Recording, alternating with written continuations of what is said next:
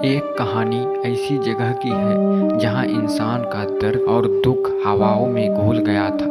एक ऐसी जगह जिसे कहते हैं काला पानी। यहाँ हर कोना, हर दीवार सिर्फ एक ही बात कहती है, मौत। क्या आप तैयार हैं इस कहानी को सुनने के लिए, जिसे सुनते ही आपकी रूह कांप उठेगी? आइए और दोस्ती कीजिए अंधेरे से। यहाँ सिर्फ एक ही चीज है, डर।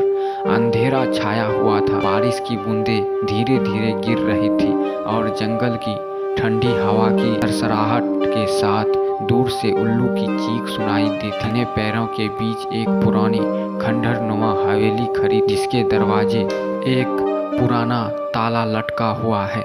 हवेली का नाम है काला पानी। कहा जाता है कि इस हवेली के अंदर एक ऐसा रहस्य छिपा है जो सालों से उजागर नहीं हुआ है, लेकिन जिसने भी इसे जानने की कोशिश की है वह कभी वापस नहीं आया है। आज रात 3 दोस्त आरव, नेहा और समीर इस हवेली के अंदर जाने की साहस कर रहे हैं। कहानी का विस्तार से चलिए सुनते हैं। तीनों दोस्त ने ठानी थी कि वह इस रात को अविस्मरणीय बनाएंगे और एक पुरानी कथा के अनुसार इस हवेली में एक अमावास की रात एक महिला ने अपने बच्चे के साथ आत्महत्या कर ली। तब से उसकी आत्मा यहाँ भटक, लेकिन आरव और उसके दोस्त ने इसे केवल एक कहानी मानते हुए हवेली के अंदर जाने का फैसला किया। हवेली के दरवाजे पर पहुंचते ही एक ठंडी हवा का झोंका आया। नेहा का दिल तेजी से धड़कने लगा, लेकिन आरव ने दरवाजा धक्का देकर खोल दिया।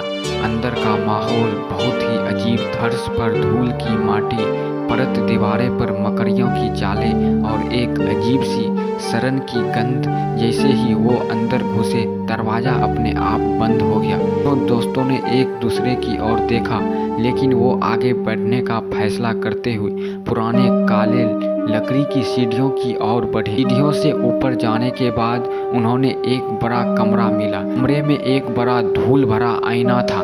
मीर ने इसे साफ करने के लिए हाथ बढ़ाया, लेकिन जैसे ही उसने आईने पर हाथ रखा, आईना खुद ब खुद साफ हो गया और उसमें एक छाया उभरने लगी। एक स्त्री की छाया जिसके बाल खुले थे और आंखें लाल थी।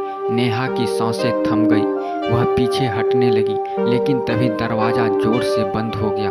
तीनों दोस्त को लगा कि यह केवल हवा का असर होगा, लेकिन तभी आईने में एक तेज चीख गूंज उठी। चीख के साथ ही आईने में उस पर स्त्री का चेहरा स्पष्ट दिखने लगा। वह धीरे धीरे आईने के अंदर से बाहर आने लगी। उसकी आंख खून जैसी लाल थी और उसकी मुस्कान में एक डरावनी क्रूरता थी। तीनों दोस्त ने भागने की कोशिश की, लेकिन कमरे के सभी दरवाजे और खिड़कियां बंद हो चुकी थी। वे चिल्लाए, लेकिन उनकी आवाज़ बाहर तक नहीं पहुंच पाई। उस स्त्री ने अपने हाथ बढ़ाए और अचानक से हवेली की सारी लाइटें बुझ गई। चारों ओर घुप अंधेरा छा गया। अंधेरे में केवल उस स्त्री की लाल आंखें चमक रही थी। वह आरव के पास आई और उसकी गर्दन के पास फुसफुसाते हुए बोली, तुमने मेरी नींद खराब की है, अब मैं तुम्हें चैन से सोने नहीं दूंगा। आरव का शरीर जम गया था और तभी एक जोर की आवाज़ आई। आईना चूर चूर हो गया और कमरे में चारों ओर कांच के टुकड़े बिखर गए। उसी पल एक भयंकर चीख के साथ सब कुछ शांत हो गया। जब अगली सुबह हुई, पुलिस को हवेली में केवल कांच के टुकड़े और तीनों दोस्तों के जूते का निशान मिले। उनकी लाशें कभी नहीं मिली।